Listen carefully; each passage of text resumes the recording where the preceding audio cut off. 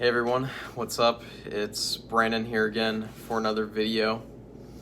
This video is going to be two things really. The first, I'm going to give a bit of a personal update, and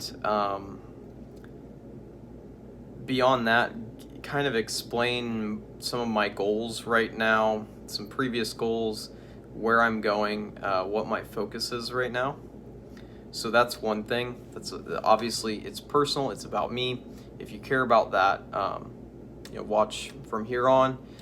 If you're not very interested in that, the other part of this video is going to be talking mainly about spirituality and philosophy, my personal experiences, insights, ideas, whatever.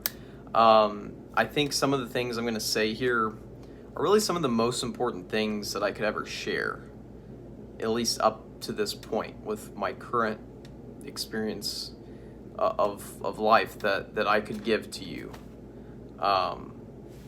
This is going to be really important stuff. It's not necessarily going to be easy things to accept for everyone, but ultimately, I'm going to try to give some real value in here. Hopefully you'll stick around to check it out and see what you think for yourself. So anyway, skip to later on in the video, see where I start talking about that if you're not interested in the personal stuff. But let's get started. So one thing is I've started making like annual goals for myself.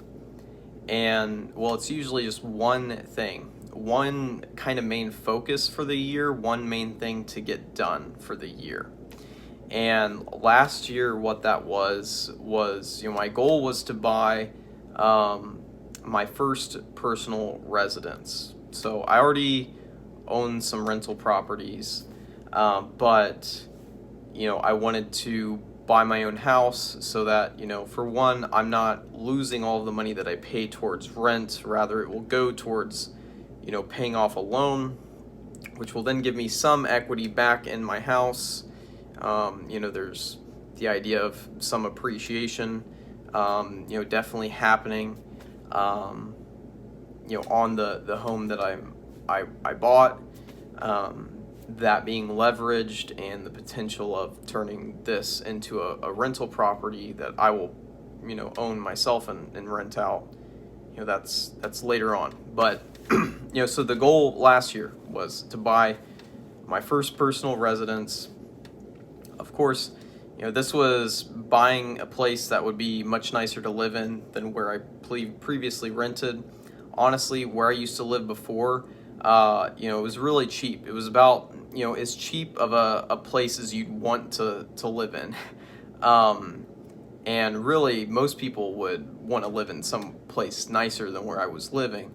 My goal in that phase of life, and to some extent it's still there, but my goal then was to save money and invest so that I could ultimately create a source of passive or residual income that would come in really whether I was, working all the time or not. Compared to a normal job, if you stop working, maybe you have a couple weeks vacation or something you can use, but after that, like, your income pretty much stops completely if you stop working. And of course, you can stop working for many different reasons, but the reason why I wanted to set up this income source is so that I could focus on what's really important to me, use my time for that rather than, working full time to build someone else's business. Of course, there are a lot of good things to having a job, and it's a very good, place to be for many people. Provides them what they need. But, really moving beyond that, you do need to, gain some assets. And I'm not talking about personal skills necessarily, although those are important. I'm talking about, assets of financial value that are going to appreciate and generate income over time, so that you can make money when you're not just working. So it's not just your active, clocked in working hours that are contributing to your net worth anymore. And I know, like I said, later on in this video, I'm going to talk about some spiritual and philosophical concepts and experiences that are really some of the most important things that I can tell you. But before we get there, and before I even can really focus on that, as my,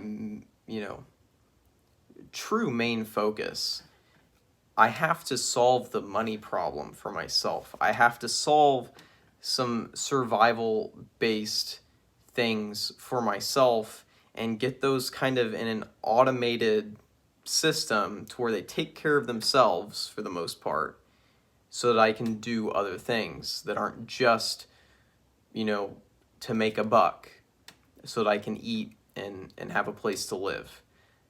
We all have to, solidify that for ourselves. And of course, you can look at many different models of psychological or cultural evolution. It's well understood in pretty much all of these, any of these models that are serious and well done, is that the basic survival needs must be met, or it's kind of best to have those met and then focus on maybe loftier goals or things that are ultimately going to be of most importance, to your, you could say, self-actualization. If we're talking about, Abraham Maslow's model, it's a decent one. It's not as detailed as some others, but it's a good one to think about. You should look it up. If you're not familiar with it, look up Abraham Maslow's hierarchy of needs, or pyramid of needs. And it's a good thing to be aware of. But yeah, so the previous goal of, maybe age 21 to like 24, like a lot of I was laying a lot of the foundation at this point. I was working more, and I was saving money, and I was basically living as cheaply as I could, so that I could invest and get a business started for myself, that would eventually make the money that I need and support me while I do my other endeavors that are ultimately more important, such as spirituality and philosophy. Those are more important to me. Also, there comes in the part where I want to dedicate a good chunk of my time to helping other people with bipolar disorder and making content focused around that. Obviously, if you look back at my channel, a lot of the content is focused around that, and I want to continue that. But to really get to where I can focus on these things as much as I want to, I do need to have my income situation automated to a certain extent, and that's the goal. And really, I think this is something that can be incredibly beneficial for almost anyone. Really, I think it's going to be, like, if you can do this, which you can, I believe that you can do it, to automate your income, to have it set up in a structure that's basically going in a system that's basically going to run itself, more or less. That's the goal. Get that going, and then put your time where it's most valuable and most needed, and where it generates the most satisfaction and value for you too. So that's what it's all about. So yeah, like last year's annual goal was to buy a house, because that it is a huge, has a huge potential to really change my net worth situation, compared to just renting indefinitely. It's much better to buy if you're going to live in a place for a prolonged period of time. At least if you're in the circumstances I'm in and the type of real estate market that I live in. It could be slightly different in other places, but generally buying a place, living in the United States, the thing that has created the most millionaires in the United States and the whole history of the United States is real estate. And a lot of the time that's partially a personal home. So, yeah, so that's what, the annual goal was for last year. But really my primary goal for life that I've had for roughly 6 or 7 years now was to develop spiritually, and that also involves to develop philosophy for myself, to develop my own philosophy and work on that. Those things are very intertwined. So yeah, I mean, what I've been working on in a lot of the senses, trying to get survival needs taken care of in a more permanent fashion that runs itself, so I can do all this. And I've explained that a decent amount at this point. So beyond that, so kind of the overarching goal for the last several years for myself was to develop spiritually, and last year was an incredible year for that. I probably made, as far as a year, if I looked back at each year of my life, the year that I developed the most spiritually was last year. Although this year is already having a really good start to it, in kind of a different way, but it's been good. But anyway, last year was incredible for my spiritual growth. Whether it looked like that to people on the outside, it doesn't really matter to me. I know what was there, I know what happened, I know what was real, or I know it was experienced, at least, and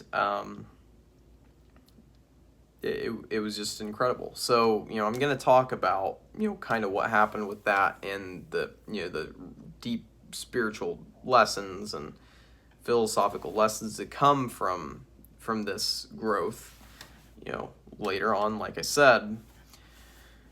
But so, that's been the overarching goal of my life for the past several years, is to develop spiritually. And I do think it is ultimately the highest goal you can have. In certain senses, philosophically, I think saying there is a highest goal is questionable. But, as people, we commonly put things in these kind of categories, and I would say spirituality is the most important, really, if I were to put things in categories. So, a lot of great things happened spiritually. I bought my first house last year. It took until November. It took a while. The time frame from when I put my first offer in on the house that I wanted to buy, it took about 3 months, I think, before it was actually purchased. I ran into so many different problems and just weird things that took extra time, and it was just a very slow buying process. But it did end up, being finalized before the year was over, so the annual goal was achieved. Now, what, we're talking about kind of what I'm doing now, where I'm going. We've kind of been focusing more on where I've been and what's been done. Now we're going to move that into where I'm at now and what the future looks like even more. So where I'm at now is, with what happened last year, it was amazing for spiritual growth, but it was very challenging from the perspective of my own mental health. And, this impacted my finances quite a bit. This impacted my reputation, all kinds of things, my personal relationships. All of these things were very deeply changed due to the things that happened last year. And really, I probably should make a video. I mean, I have a video, I think, I'm talking about, the dangers of psychedelics for bipolar people, and, I say the craziest 6 months of my life. I talk about it there, but I don't get into the detail that I really need to. I mean, I could make, I don't know, a video that's probably hours long just talking about those 6 months. I mean, I could talk for a very long time about all of that. But, hopefully another time I can get that done for you guys. But, yeah, so it was a great year last year. This is the hardest year that I've probably ever had. And also the hardest and best year that I've ever had in my life. Really opened my eyes to just possibilities I could have never imagined being possible or real. The whole previous part of my life. Even learning about spirituality for several years, putting, multiple hours each day into spirituality, into the knowledge of it, into the practices of actually, getting yourself to have, awakenings and higher consciousness experiences, that and talking to people who are also involved in this, and just it's been a very big focus of my life. But even with years of being incredibly focused on that, and even hearing about some of the things that I experienced last year, hearing about these things as possibilities and things that other people claim to have experienced directly, I still, I don't know if I necessarily had a bunch of skepticism or disbelief around it. I think at that point I had had some experiences before last year that showed me, so much more is possible than what people realize. But last year just took the cake in a lot of ways.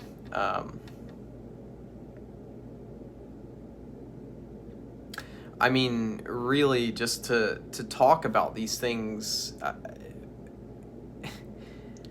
if I were you, if I were you and I heard, me tell the whole story exactly how it happened of last year, 95% of that, if I were you, I would be thinking, okay, this guy's making shit up, or he's crazy, or something's wrong, something's off. There's no way. There's no way. The problem is I fucking experienced it last year for myself. And the amount of what I would have previously thought of at 5 years ago as impossible things that happened to me last year, even if 90% of them were completely wrong, or somehow weren't actual, just 10 or 5% of these experiences is enough to completely change the paradigm of planet Earth. If this stuff was if just 5% of that was known to be real and possible by even just more people than it's currently known, I mean, that would just change many things for humanity. If everybody else, or a large population, knew of these things as being real. But anyway, yeah, so the goal wasn't necessarily to get into the minutia of what I experienced. I'm more talking about, where I am, where I'm going. So the whole focus of bringing up mental health is, it was a very rocky road. I mean, the end of the year, so for basically the July through the end of November, I was in different manic episodes 50% of the time or more. I had, I think, 4 hospitalizations, maybe 5. I think it was 4 though. 4 hospitalizations for mania. I think it was 4. Um, in like those, from July to the end of November. And then, much of that time I was off work, either because I was directly in the hospital, in a psych ward, or I was off work, you know, basically recovering from, all of that. And then I'd go back to work for a month or a couple weeks, and then I'd have another manic episode, and I'd be in the hospital again, miss more work. It was bad. It was bad in that way. It definitely was. I missed a lot of time at work, um, and yeah, it impacted that whole situation and relationship with me and my employer and all of that. Yeah, it was changed quite a bit. Like I said, my main relationships, many of them were changed or ended because of what happened through this whole period of my life. Um, so that's why this year, my annual goal for this year and the annual focus of this year was to just have better mental health, to focus on my mental health and try to make it be, make it as good as it could be for this year. And so far, it started out great. I mean, beyond the manic episodes last year, at the very end of the year in mid-December, I actually had my first ever hospitalization for depression. I was about to kill myself. I was about to commit suicide, and luckily some people around me intervened and cared enough to pay attention and ask questions and notice you know things that weren't seeming right about me at that time, and it was stopped, and I was taken to the hospital, and some other things happened there, but I didn't do it. I didn't commit suicide, luckily, and I made it out of that. And the first few weeks or month, the first month probably after being in the hospital was very difficult. I was still incredibly depressed. We were looking into, my family and I, we were looking into ketamine treatments for depression, because basically nothing was working. But luckily, I think the antidepressant that I was started on in the hospital when I was in there for basically an almost suicide attempt, I think they gave me this antidepressant, Wellbutrin, or bupropion, is the generic name.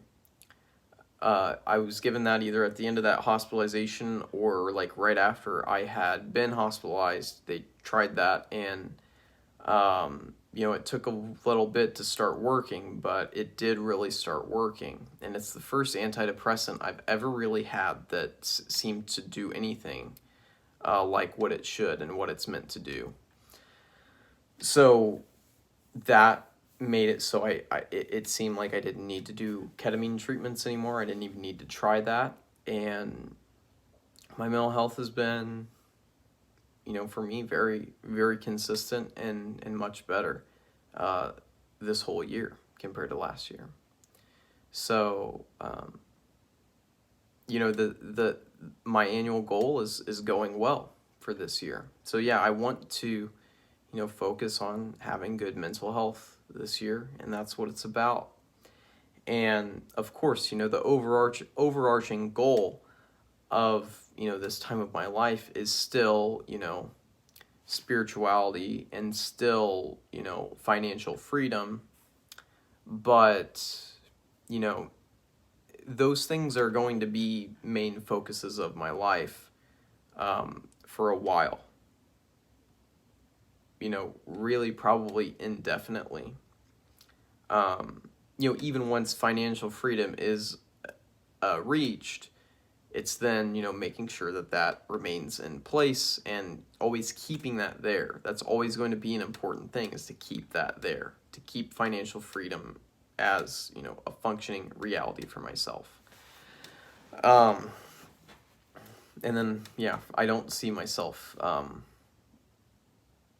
ever downgrading the importance of spirituality. Maybe slightly, but it's still going to be the main focus. From what I can tell, moving into the future. But yeah, so that's where I'm at, and where I'm going is, really to where I'm going with all of this.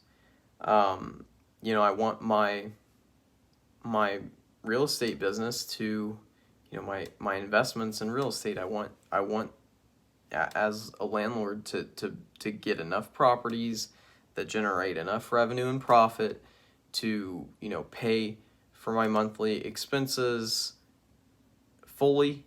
And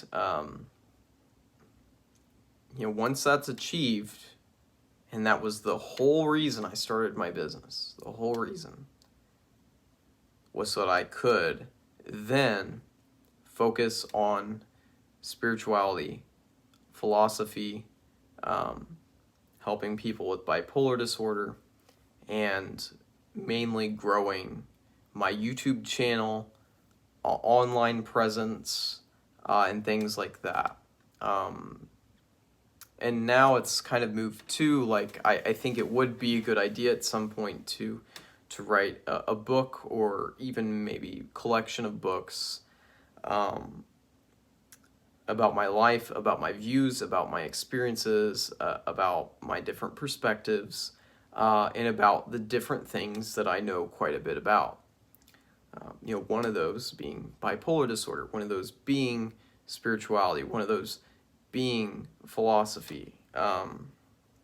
So there's that, but so I want the freedom, and the freedom of my time, to be, achieved, to have that freedom, and then to use it for these things, to focus it on these things. And it's all about basically transferring as much of the most important things that I have come to realize and know, to transfer that to other people, so that it may be a benefit to them and their lives. And of course, that, could definitely create a different source of income for me, creating this value and giving it to people and delivering it to people. An income stream can be created from that, and then, my financial freedom can be even more secure and complete. And, I really don't care about being rich at all. I mean, of course, being rich and having a crazy amount of money it's always something that, seems nice. But what I just care about is the freedom of my time. And I don't need much money to have that. And kind of my goal is to have that full financial freedom by age 35, so 10 years from now. That would have been, that will be my business being, running for 13 years at that point. For 10 years from, right now, it'd be 13 years. So by then, I think it's totally realistic and doable. Possibly sooner. But yeah, so at that point, I can focus on what I really need to. And now let's start to talk about that. So, although I want to get some other things in place first before I really start to get into this stuff and really start to push out the content and the information and all of this about these things. Even though I want to build the system for financial freedom for myself first, I still can make some content in the meantime when I do have free time. And when I do have the energy, the extra energy and time and everything to make videos. So let's get started. What is the most important thing that I can teach you, that I can transfer to you right now? What is the most important information that I can give? And this is regarding philosophy and spirituality and somewhat psychology. Of course, all of the stuff I said earlier in this video is very important too. If you haven't yet realized for yourself that a main priority, if you are not already financially free, and I mean financially free in the sense that you do not have to work, you do not have to remain in a certain location, you are really not constrained whatsoever by money in those traditional ways that most people are. You're not a wage slave anymore. So talking about that's very important, and really I think it's good that I started the video with that, because that's the foundation that you need before you get into this other stuff. Of course you can do this stuff while being a wage slave, but to really put the time that you need to into this, and really milk it for all that it can give, being spirituality and philosophy, and possibly your life purpose and finding that, or all of those things in a lot of ways hinge upon you having financial freedom during that, when you're working on those things. So yeah, take that as a main point. Take that as a main thing to take away from this video, is that if you're not already working very diligently and have a plan in place to reach full financial freedom for yourself in a decent period of time, if you're not already focusing on that, I really would say you need to. If you want to live the best life that you can, the most impactful life that you can, and you want to live the most enjoyable life, or at least maybe your whole life won't necessarily be just pure enjoyment, but this stuff is what you need to set in place to allow yourself to get there later on. So yeah, financial freedom. Focus on that if you aren't already. Make that a main focus of your life and get it done and achieve it at a reasonably young age, so that you can then have the freedom to focus your attention and efforts and energy and talents into the things that truly matter to you, that you truly think you can use to help other people in the best way you possibly can. So let's get into the spiritual and philosophical content. The most important thing that I realized last year, the most important experience of them all, if I could pick one experience, one awakening, one insight, one occurrence of last year that meant the most spiritually and really on every level for me, it would be what for me was my third experience of God consciousness. Now, we don't need, now I know, like, saying God consciousness, I've already, that's already pushed a lot of people away. So I want to take a step back and explain kind of what that means. So for one, when I'm talking about God consciousness, I'm not talking about you having the realization, belief, awareness, whatever, that as you exist as a human being, that that is some supreme all-powerful thing that is above everything else. That's not what we're talking about. Something I really would like to have more time to explain, and really a whole video should be probably dedicated to this, is what you are, which this is related, this is it, but it's just a very hairy and detailed thing to deconstruct the way that you currently view it, so that you may see it in better alignment with truth. So anyway, yeah, I'm not God consciousness is not talking about your personal human self being some omnipotent thing that is infinitely intelligent. That's not what we're talking about. What I'm talking about when I say God consciousness is essentially you shifting the identity in your direct experience at a visceral level from being an individual organism within existence, reality, the universe, the world, planet Earth, all of those things.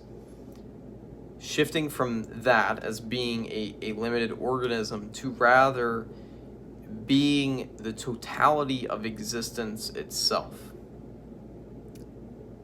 That's what God is. God is the totality of existence in every possible way itself, eternally, having all power, intelligence, knowledge, love, having absolutely everything as it. That's what you are. That's what it means to become God conscious, or to have God realization. I had that experience for the third time last year, and it was in many ways the deepest realization, the most complete realization that I've had. Now this year and since then, I've had other awakenings to different aspects of all of this, to different facets of this, of awakening, of enlightenment, of truth, of this realization, this God consciousness, this God realization. All of this, there's so much to it, so you don't necessarily have one awakening and you're done. Of course, you can have one awakening and you'll be so much beyond, where you were before, of course, but there's literally an infinite amount to go that you can improve and develop this. So, what truly and fully realizing yourself as God, or as existence, or as reality, or as truth with a capital T, or as love with a capital L, or as self with a capital S, or I can say many other words here. All of these words are imperfect symbols trying to describe this thing. The totality can never be held within a word and fully expressed in that way. It can never be done between two human beings. The understanding cannot be perfect. The bandwidth of information and accuracy of the relation of information through language it's not good. It's not sufficient. The bandwidth is not sufficient. The accuracy is not sufficient. You cannot correctly understand what I'm trying to tell you right now. It is literally impossible. Even if you've had experiences very similar to what I'm talking about, you've had these awakenings many times, what I am communicating to you, the experiences that I've had, the direct insights, what I've become directly conscious of is literally impossible in a normal human sense, in the relative sense of this stuff being transferred to you in the way that it should be, the way that it ought to be, the way that I wish it could be, you know, transmitted to you, to be given to you. So anyway, beyond all that, what God consciousness is, a part of it is realizing that fear has always been an illusion. It's always been it's always just been something that's truly unnecessary in the absolute sense. Of course, in your relative life, fear plays an important role and seems to be incredibly necessary, because you think, you know, I'm this human being. I'm this organism on planet Earth. I want to survive. I want to be happy. I want to have a family, or I want to make an impact, or I want this. I want that. And for any of those things to take place, there needs to be some level of, for most people, I mean, for this whole activity to go on, of being a human being, it's really necessary for things to exist in their current form for humans. It's necessary for there to be a lot of fear. A lot of fear. And this isn't necessarily just like terror, like what you would experience if you saw a bear 5 feet from you, very angry and hungry looking. It's not just that. That's not all of what fear is. Fear is also, in a lot of ways, it comes from the judgment of things being separate, like you being separate from other things in existence, your human self being separate from these other things, and then attributing certain values and, things of importance to yourself and what you want to be, or what you think is good or right or desirable, creating that, and then, from that,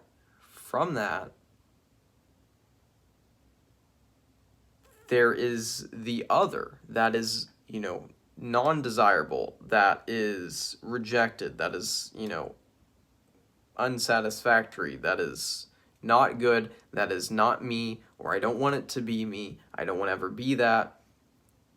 Something, an example is, I don't want to be poor. I don't want to be poor. I don't want to be starving. I don't want to be suffering. I don't want to be, disabled. I don't want those things for myself. And because I don't want those things, it's almost unavoidable that there will be fear around these things, around the possibility that I could have that experience, that I could be that person, that attribute or thing that I dislike could then, become a part of me. That's fear. You don't want that, right? Well, when you realize that you are the totality of all existence for eternity, that's what you are, that's what you've always been, that everything here was generated by you, designed by you, for you, and everything else, when you realize that fear for the individual self was never something that was necessary. Not that it didn't have a use or a purpose or something that could come of it that, was meant to happen. I think it is meant to happen. We we are meant to have fear, but in a sense, you know, at this point, whatever, there is value to it. You know, for the survival of humanity, it's been useful. But when you realize what you are, it's completely unnecessary, and you realize at that moment. I mean, if you really awaken deeply that fear will never be needed, and that all there ever, you know, what could be for you, if you know, the possibility exists, not only just the possibility, but really the deeper reality and thing that you will never truly escape from, is that this whole experience is really just love itself, and pure love itself, you know, absolute love with a capital L. That's what all of this is. And when you have this realization of, you know, fear being completely eradicated, and love being fully realized, and freedom, infinite freedom, being directly experienced, and limitlessness being directly experienced, when this happens, everything you could ever want to avoid will disappear. You know, in that moment, when you are directly conscious of those things that I've just talked about, and ultimately, really, it's the main thing is you being God. That's where all of these different things stem from, such as, like, it's all love. Fear is unnecessary. Fear is an illusion, or something that can be completely discarded without any worries. Basically, the complete acceptance of, you know, the limited human self being destroyed. For, you know, it just being completely gone. It's okay. It doesn't affect what really is there, what you really are. It doesn't matter on the deepest kind of levels that we're talking about here. So yeah, I mean, this is something, I mean, when you really get this, when you really have this experience, you're gonna be dumbfounded. I mean, you won't even know if you can believe it. I mean, even though it is the undeniable truth, and you have no way to escape from it when you're there. Even though you're experiencing it right then, it's like, wow. How could the absolute best possibility that could ever exist be reality? How fucking lucky is this shit? Like, how fucking crazy and amazing and beautiful is all of this? I can't believe it, and I fucking did it all, man, and I'm fucking all of it, and there's nothing to worry about, and wow, holy shit. Like, how can it be this good? How can it be this good? How can it be this good? It's absurdly good. It's infinitely good. That's what you are. That's what existence is. That's what life is. It's absolute perfection to the infinite degree for eternity. That's what you are. That's what you fucking are. And you don't realize it. You don't realize it. And that's okay. can be pretty hard to realize it, because basically, I mean, if you think about the structures here, I'm talking about how fear is beneficial for human survival, for the survival of the human species, for your individual survival, all of this. Not only is fear very helpful here, the creation of various different imaginary conceptual frameworks is very beneficial. And as you look into Eastern spirituality, or even much of New Age spirituality, such as people like Eckhart Tolle, if you look into these types of teachings, a lot of it is all about stepping away from the conceptual frameworks that you're in, to rather than experience being right now as it is, present moment being. Experience that. That's what a lot of these systems are all about. And that's very effective. Ultimately, this is still limited, but you know,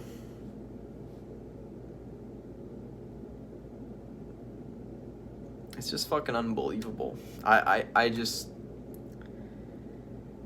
if just one person, sees this video and takes some steps towards this, towards directly experiencing this for yourself and validating it as the truth. If one person, even if it's in 1,000 years, 1,000,000 years, if one person has that because of what I did here in this video and what I'm explaining, I mean, that would be, an infinite ROI, an infinite return on investment. That's what it would be. So I hope that, one thing that I hope is that you're sensing the genuine nature of this communication. I really hope that at least someone out there can sense that I'm telling you exactly what I have personally experienced and know to be undoubtedly true, as far as any concept can be. Like, basically, as far as concepts go, existence equals you, God equals you, things of this nature that I've been talking about here. I just hope that you realize that there is authenticity in what I'm saying. What am I gonna get out of trying to mislead you? I mean, am I like what would I get? I mean, if I were making some of this up, what would I get out of it? What would I get out of it? I mean, I'm not making any money off of this. I'm not. The only real reward for this, and here's my cat. The only real reward for me sharing any of this right here is that someone else can experience it for themselves, and experience that beauty and that truth directly, and know that fear is unnecessary, and know that you're everything. You're literally everything. I mean, to know that it's utterly invaluable. So yeah, one thing I was starting to talk about was, fear being very necessary for human survival, and also the creation of imaginary conceptual frameworks being very beneficial for human survival. So a great example of this is the atom. What is the atom? The atom is a conceptual framework that exists within your mind right now as, previously understood as the smallest, thing that could exist, and then of course we found things smaller. But like, what I want you to see here, and this isn't just my idea, this isn't just coming from me. What I want you to see with this concept is you've never experienced that concept yourself. Maybe there is, some, some physicist out there who has, direct experience of, of atoms or whatever, or, of verifying that.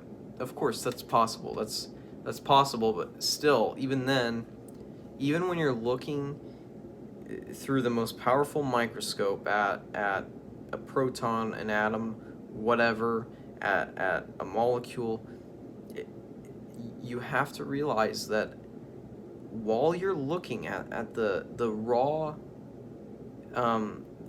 data, the raw perceptual data that is there, that it, you could see a cell wall and like a human cell, or all of these things, and it can line up very well, like perfectly well, with these conceptual frameworks that we have. But the truth remains that the raw data that is experienced is not at all the concept. It's not at all the concept. It's not at all explained. It's not at all understood. It is perfectly mysterious, and it is simply existing there with no explanation. The explanations, the understanding, all of this are conceptual, are imaginary, conceptual creations. When I say imaginary, I mean, this is something a human being had to literally imagine into reality. They had to imagine this concept. They see the raw perceptual data, the raw data of perception. They see that, they see in tree bark, they magnify it and they see these little walls, these little squares, and then the wheels get turning and they think, oh, we'll call that a cell. We'll call that a cell. And what that is, since I can see there are many of these, and when I zoom out and I look and it's just a whole tree, a tree is then made up of all cells, and that's what a tree is. And there are other things within the cells, and we can even see small systems within the cells, and they seem to do this and do that, and they all work together, and we have a perfect understanding of it. Yeah, I'm not saying that we don't have an understanding of that, but what we have is a conceptual understanding of what's there, and all of this was imagined. All of this was created by us, and it's not what actually is. What actually is free from all of these concepts. Now, there's a little caveat to that, and this is more advanced, but and really I don't even know if it's beneficial to share that at this point. But the caveat is that the concepts themselves are absolute truth and actual and being itself, as well as the data of perception. They're on the same level at the end of the day, because they both exist, both are real. And what I mean by that is the idea of a flat earth is absolute truth because it exists, because the concept exists, because it is real within existence. That doesn't mean it's relatively true, that the earth is actually flat. It doesn't mean that. I'm not fucking saying that. The earth is a sphere. We have pictures. Let's not get fucking stupid with it. But how this is truth is because the concept merely exists. And existence itself, to exist, is to be absolutely true. This thing right here that I will call a couch or a futon, that you will then understand, conceptually what I'm talking about. This is absolute truth too. The ring on my finger is absolute truth because it's being. It's being itself. Concepts are being too. They're being in a mental way, on a mental level. Really, none of these distinctions mean fucking anything to absolute truth, to existence itself. They are just, they do mean something because they're absolute truth too. The distinctions are absolute truth because they exist as a conceptual framework within a single species on planet Earth, human beings. The distinctions are real. The distinctions are absolute truth. Duality is absolutely true, and that is one of the higher things to learn from non-duality, is that actually all dualities are absolutely true, that truth is relative. And it's so relative, in fact, that, for one, absolute truth is, it's simply existence. To be is to be absolutely true. That doesn't mean to be relatively true. And really, relative truths can be experienced and be they can be real for someone.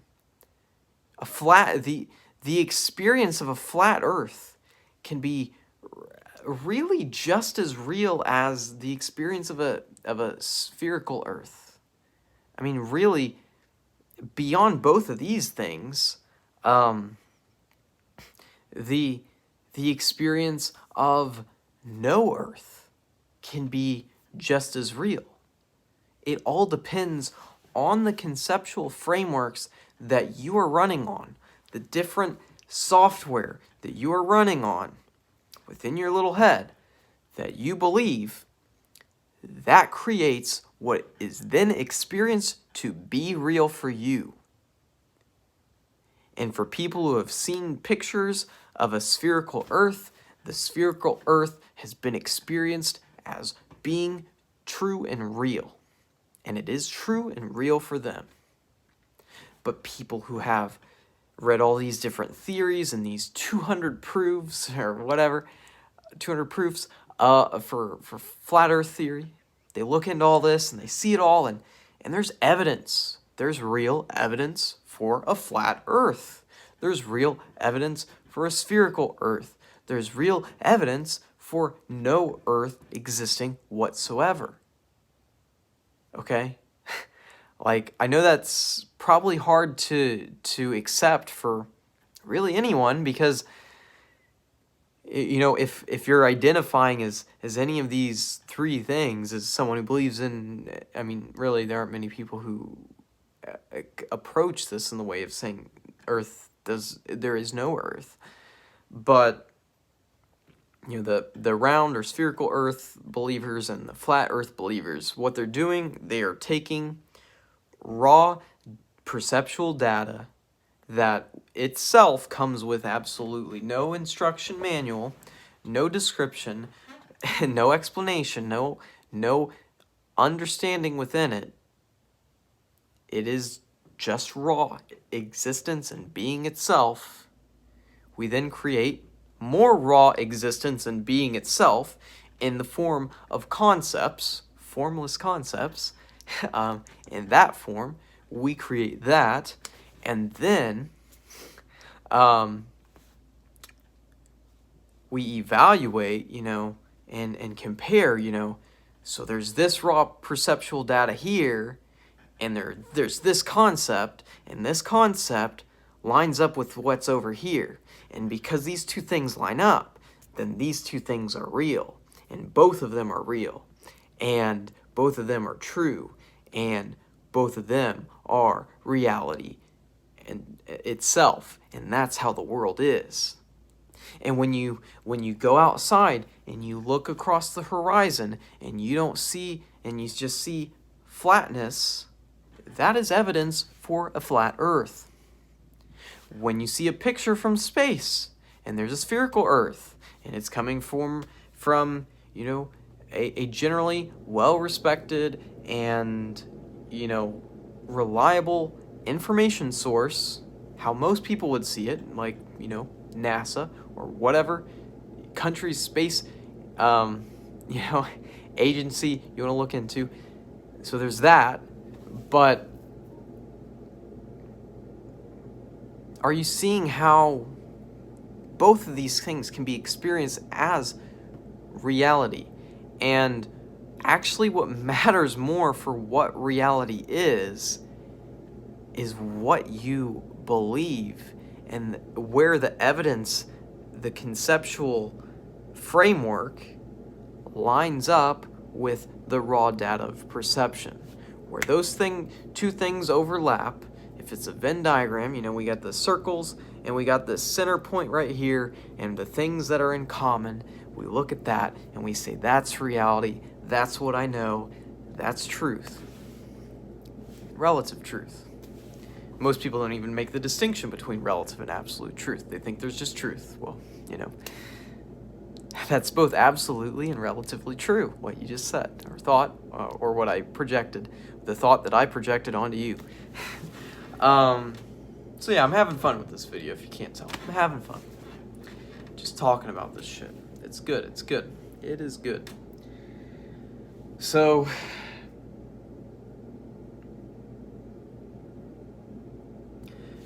all of that I just said for, 10, 20 minutes maybe, about the conceptual frameworks being beneficial to human survival, the whole point of all of that was for you to see and understand that the concepts themselves and the conceptual frameworks are not inherently, they aren't direct being itself when you're using them as these concepts. Like if you were to observe a concept and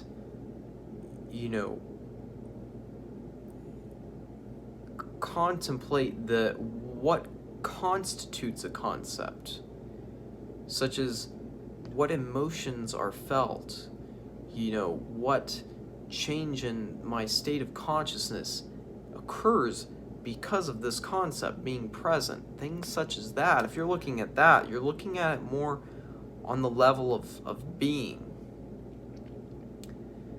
But basically, because we're so attached to survival, because we want the meat suit and the higher ideals we subscribe to, and the family life, and the level of ethnocentrism or nationalism, or whatever we have, or the political ideology we think is best, or all of these things. We want these things to persist. We want these things to survive. Because these things are identified as part of us. Or we want the things that are identified as not part of us, or not part of what should be as a higher ideal. We want these things to die. So we want survival for many things, and we want death for many things. We want survival for the human organism and species, and we want death or eradication for COVID-19. Because we have an agenda. And when you do not have an agenda, when you are kind of directly plugged in to being without concepts layered over it, or layered under it, or just with concepts taken out of the equation. Like what I was saying with Eckhart Tolle or many of the Eastern spiritual traditions, a lot of it is all about this, about separating the conceptual experience of reality from the direct being experience of reality, free from concepts. Experience in the present moment without any thought of past or future. That's an important place to be in and to experience. That place without concepts, because it can show you what you are. It can show you the God consciousness or the God realization truth that exists. It can show you that. Other things can bring you there as well, but it's valuable because it's there. These activities of trying to experience a state beyond concepts, to experience that is when you can then start to experience something such as oneness, which is a prerequisite for God consciousness or God realization. Ultimately, you can look at these things, you could structure them in a kind of, academic format, like, in first grade, we're gonna, focus on having oneness awakenings, and then, in second grade, we're gonna focus on having, ego death awakenings, and then in third grade we're going to focus on awakening to eternity and what eternity is, and in fourth grade we're going to awaken to infinite intelligence.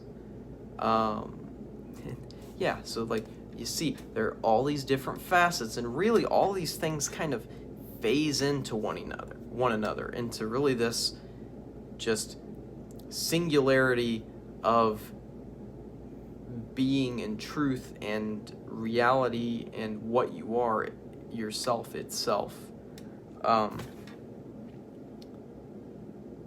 But yeah, I mean, you could look at some of these things as like prerequisites, because without the oneness experience, if you were to have the God realization or God consciousness, to become directly consciousness of that,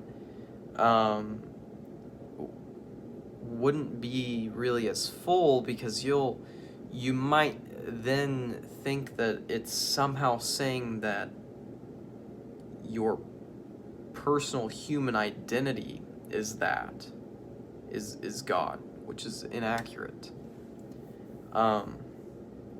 Your personal, your human being self is essentially, you can view it as, if God were a body, or God were a being, one cell within that might be, you can think of it as it being your human self, your human existence, your human identity, and all that is like one piece of that, one piece that makes up the totality. But really the most important thing to see here, and this is where it requires a oneness experiences and understanding and ego death and all of that, the reason why all of this is important is so that you can see that you're actually the whole being of God, and that you're actually not the human self in the way that you always thought you were.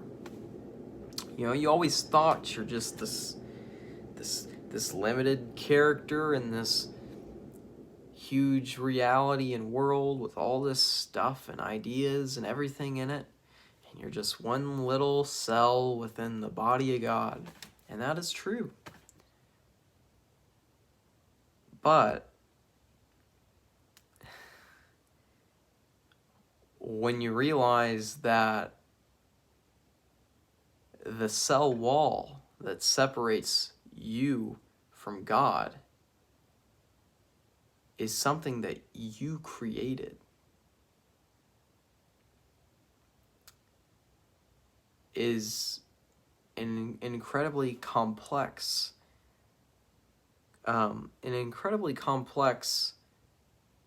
construction and conceptual framework, conceptual framework upon framework upon framework, all tied together to strengthen this belief of a cell wall being there to keep you away from all of God, all of existence, and everything else, to keep you as separate. That is a mental imagination. The cell wall doesn't exist. The cell wall separating, your human cell from the totality of the body of God is an imagination you created.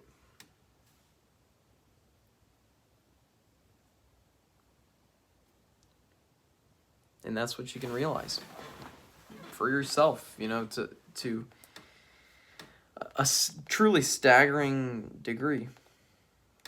You can realize this. It's utterly remarkable.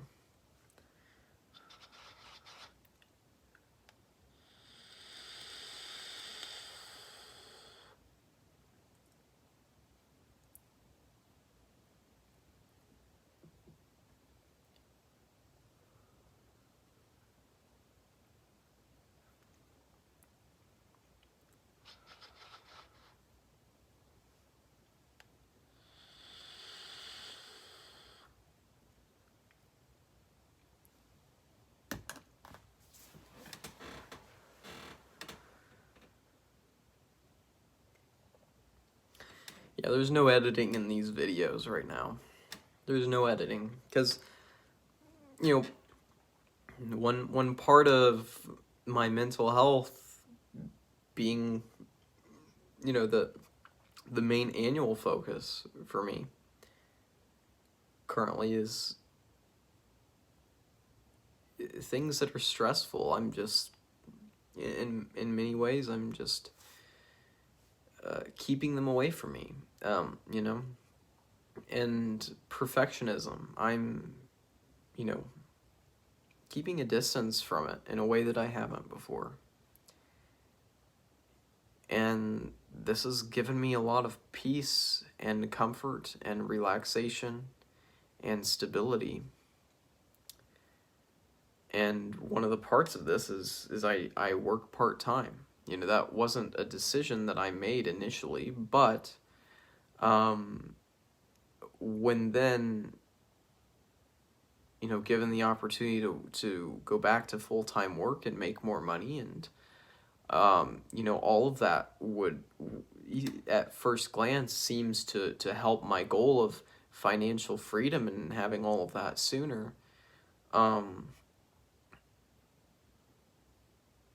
You'd think that would be something that I'd want to do.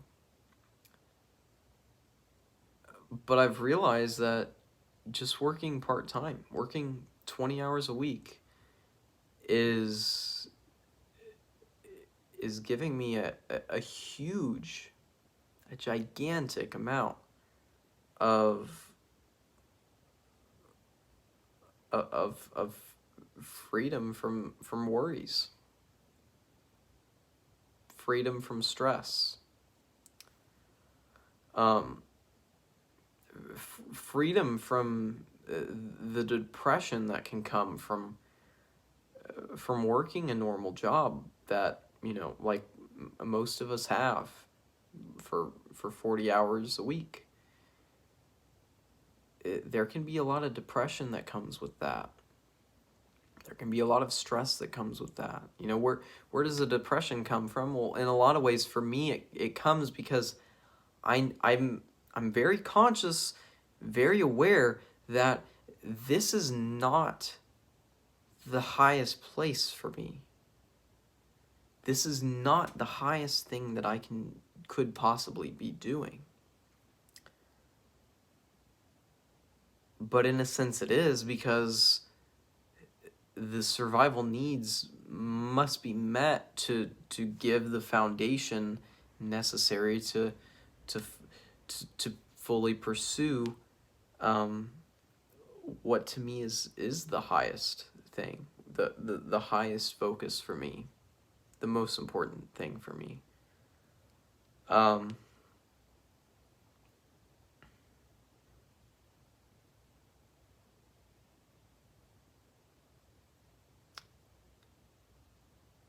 It's kind of amazing right now. I mean, the state of consciousness that I'm in.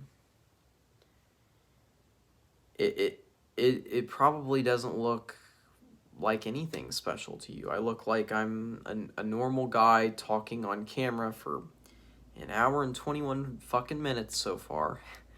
And, I'm talking about all these different ideas, and I'm talking about the downfalls of conceptual frameworks, and while I'm doing that, I'm tying it all into a conceptual framework. But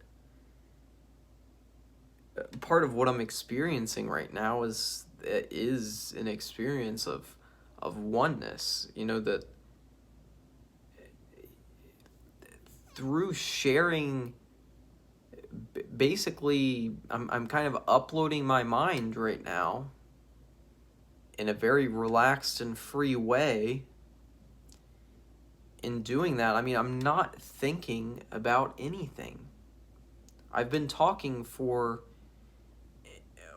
over an hour and 20 minutes, but and maybe in the beginning there was some thinking and some hesitation and some of that, but right now there's nothing. All of that is being done automatically by this character, that by the human self. But I'm not identified just as the human self. I'm identified as to a degree as everything here, is everything experienced right now, and that's because I'm more attached to the present moment. And even talking about it in this way, I'm starting to kind of separate it from that experience a little bit, because I'm thinking, well, how complete is my experience of oneness right now, and all that, and it's coming into play. But yeah, when you look at your hand with all of your normal conceptual frameworks and beliefs and all of that layered on top of it, it's a completely different experience from being and looking at this with a lesser degree of these conceptual frameworks in consideration, and less of these being identified with right now.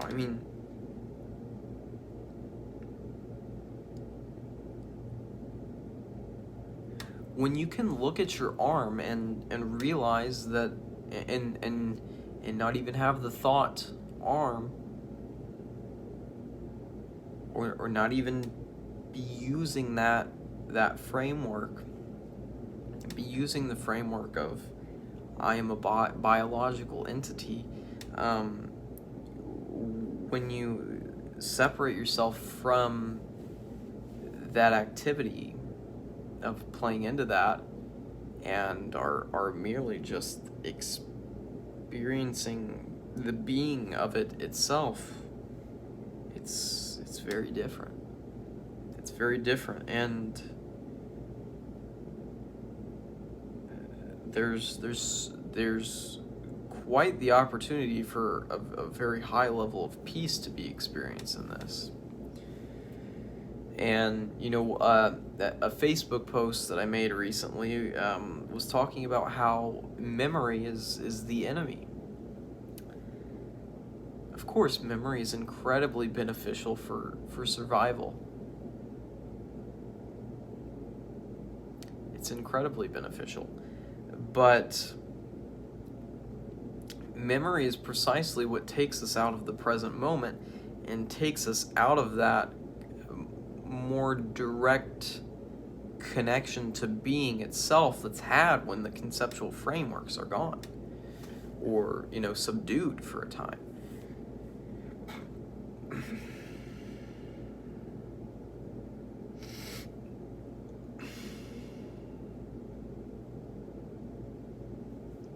So when there's no memory, there's nothing but right now, and if there's no memory in the future of this moment, it's the same in that present moment experience that we say will happen in the future. If there's no memory of this that happened right now, in that present moment in the future, this exists nowhere. It essentially is the same as if it never existed. And that's something to consider when you look at where you were and what you were before you had the distinct experience and identification as being a human being and a human, biological entity on planet Earth. Before you had that, just because there isn't clear memory right now with your brain as it exists in this moment, just because that memory isn't held says really nothing about the truth of existence being prior to these first experiences as a human being and the first memories that you have. Just because there isn't memory of something prior does not mean that there was not existence there and that you were not that existence. Now, of course, without memory of that, we really have no way to truly say or verify that there was existence before, but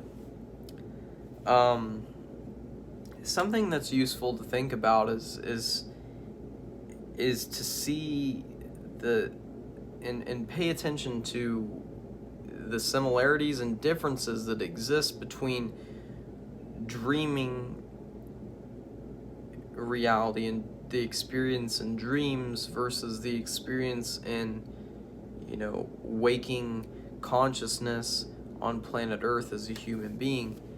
There are similarities and there are differences, but the key thing to notice is that you as consciousness or existence itself are always there. As far as anything that we can tell, you are always there, because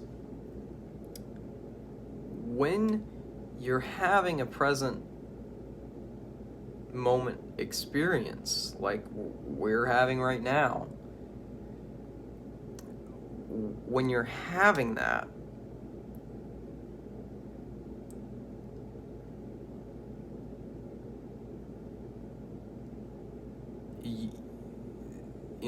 think about this, that is here right now, and think about an experience that you've had in a dream, and realize that the constant that is there in this reality and the dream reality, the constant is existence, awareness, consciousness. And what you actually have is constant awareness and constant existence and constant consciousness and constant being. That's what exists in all these different realities that we have.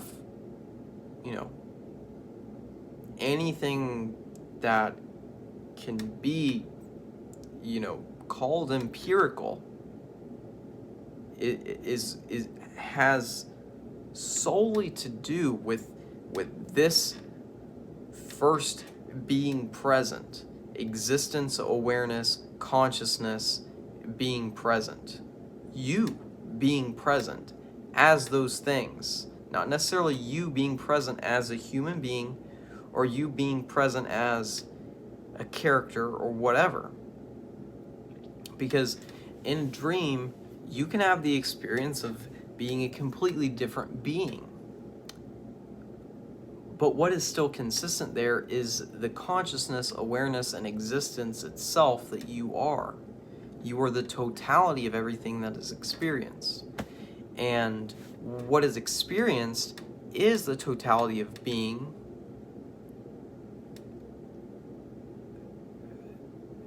eternally. That's the constant. Is what is right now is what is.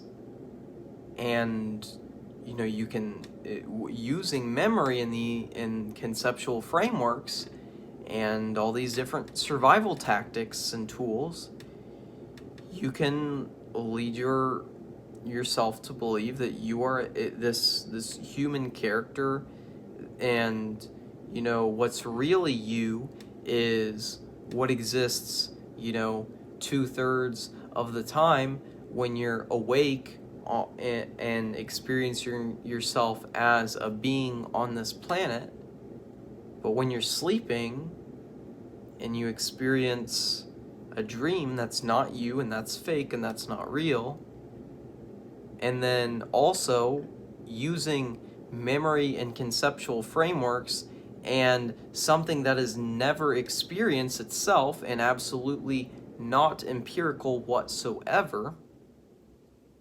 What I'm talking about here is the thought of time when you are asleep, when you are not conscious. That is pure imagination. If you look empirically and you look at what you have actually experienced, that has never been there. That has never been existence. Existence is awareness. Existence is consciousness.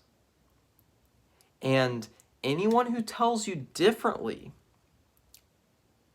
is using many beliefs that are ungrounded in the actual experience that is here.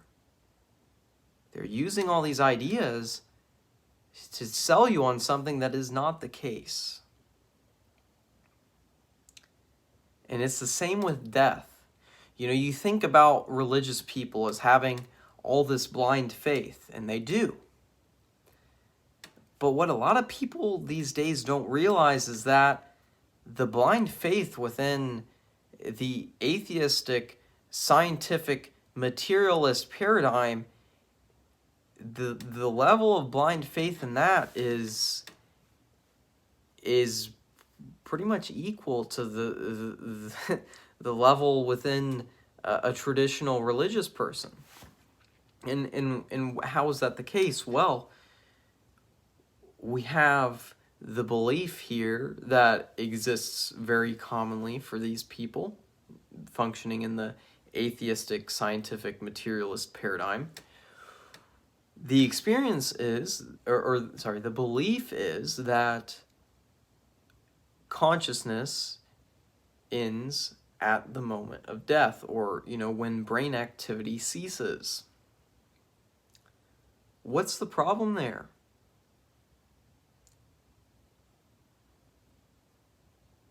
That is something that, by its own definition, can never be directly experienced and verified.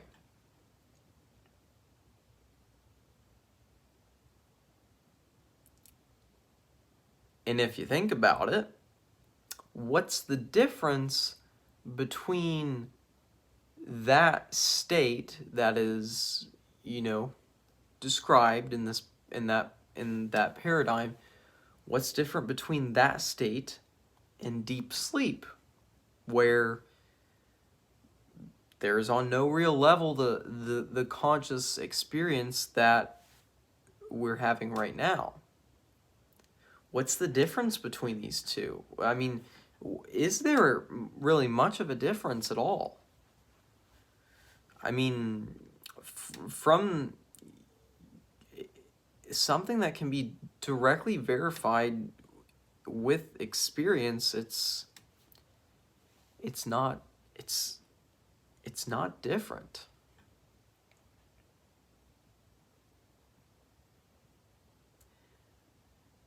There's the conceptual framework that exists within that paradigm, that what you are is just a human body.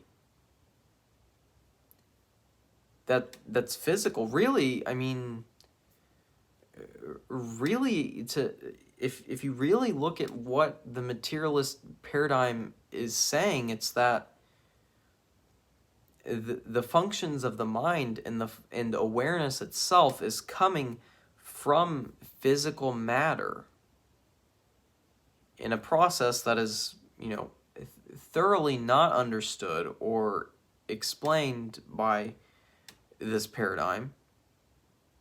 That is something that is, there's quite a bit of faith in that is required to go from the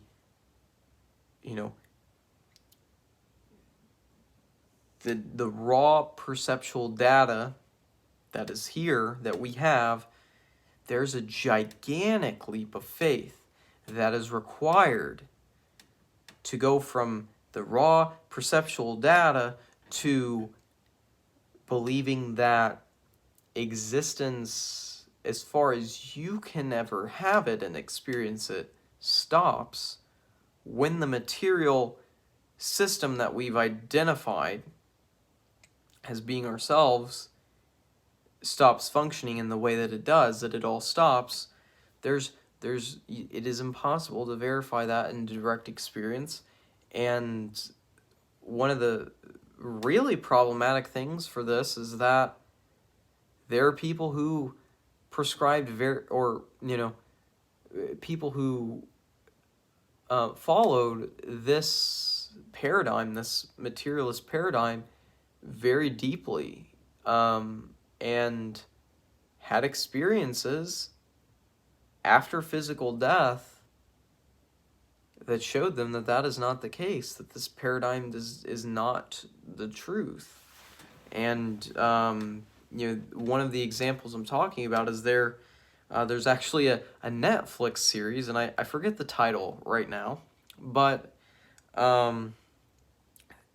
I found this at kind of a synchronistic time for me, because I mean, there was synchronicity in this, because I was applying skepticism to my own conceptual framework that existence and consciousness continue, that you as those things continue after physical death. I was examining that, and I was really questioning, well, how can we really know that there is death after this? I mean, sure, we can have all these different experiences while the physical system is still running as it's supposed to, that point to there being something after death. But if we don't have experience while all of these physical systems are down, according to others,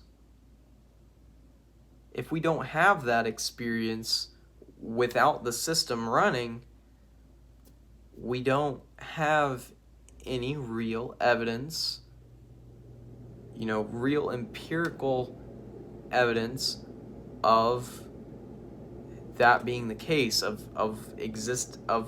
consciousness after death being the case. But yeah, the example that I'm talking about here is in this Netflix series. It's something about life after death, or if you search that, you'll probably find it pretty easily. But it's rather new, probably made in the past couple years. But in the first episode, it starts with a woman who was a physician. She was a doctor. As far as it, people go who will be thoroughly indoctrinated into the materialist paradigm, a physician is about as far as you can go with that. I mean, and I mean, she was an atheist. She was an atheistic physician, focused solely on the physical aspect of the human system, and was always taught that when brain activity stops, there's no consciousness.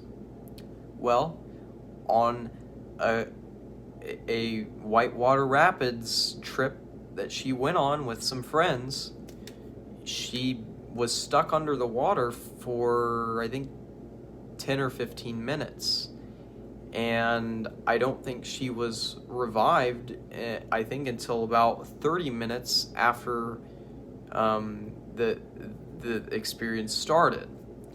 And according to all models that we have that describe human brain activity, it completely stops. Physical activity completely stops as far as what we think currently, what the materialist paradigm think currently generates consciousness. All of those systems were completely offline probably at the 10-minute mark, probably more at like the 7-minute mark. But she had experiences all the way through the 30-minute mark, and then was revived and had memory of all of those experiences that occurred within that 30-minute time frame, wherein 20 minutes of that, at least 20 minutes of that, her brain was completely shut down. All of the activity had ceased in the context of what the materialist paradigm thinks generates this consciousness. So she literally had consciousness while her physical system that is thought to generate this consciousness was completely offline. Not just that it was losing oxygen, but that it had been without oxygen for longer than it can possibly function without it. It was all offline, It was gone. It was done. And surprisingly, she even had no brain damage from this experience. Some people who had, no oxygen to their brain for 3 minutes or 4 minutes have very, very bad brain damage. So for this to occur, it calls so many key assumptions and beliefs of the materialist paradigm into question, into serious question. And what kind of the cherry on top of this is that this was a person who had faith in the materialist paradigm, and then was shown that it cannot be real. It cannot be the case. And that's pretty cool to me that I was applying that skepticism, because I do examine my beliefs and my assumptions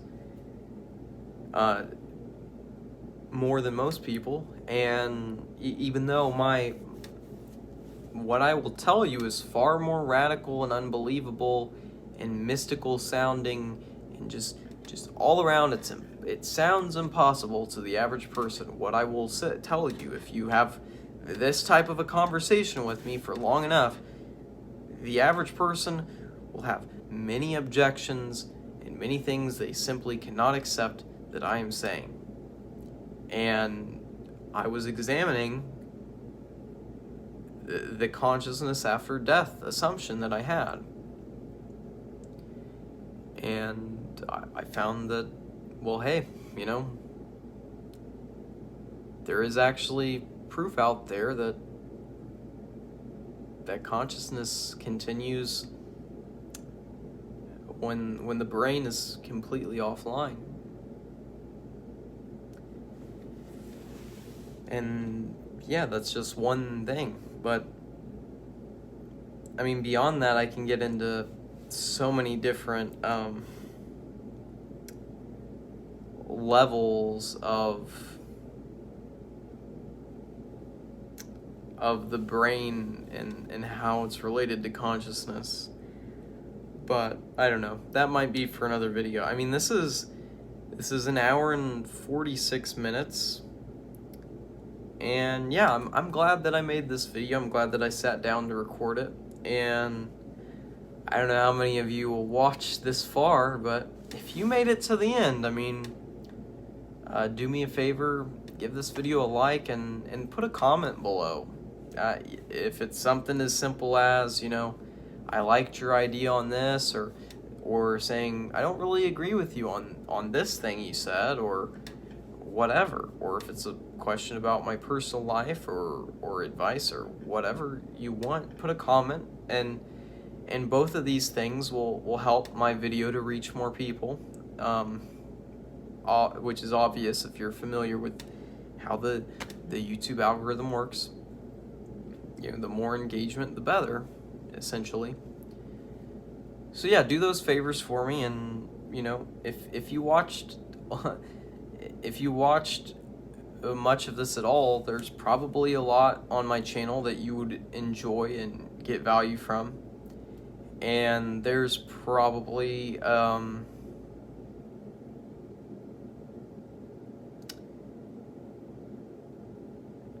beyond that, there is going to be future content that is even better than this, and even more important than this. Even if all of what I say is true here, there will be things in the future that I will be relaying to you that will be even deeper, even more important, and there's so much more that I have to cover regarding this, regarding spirituality and philosophy, mainly pertaining to epistemology and metaphysics, but other aspects as well. But yeah, the core is spirituality and epistemology.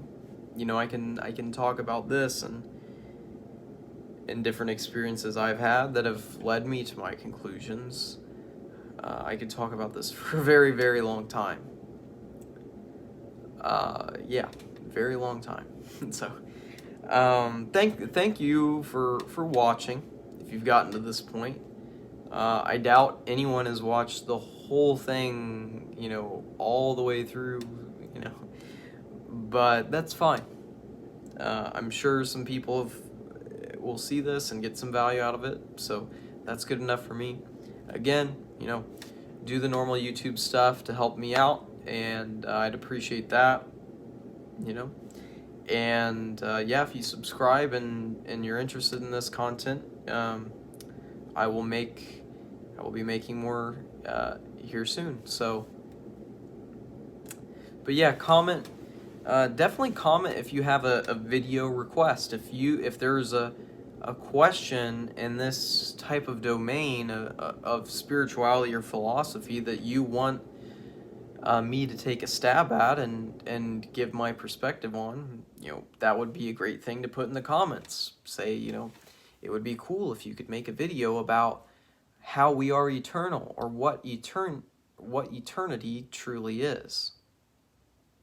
Because I'll tell you, from my conclusions, eternity is much different than what people conceive it to be. Eternity is much closer to there being no time than there actually to being infinite time, in a way.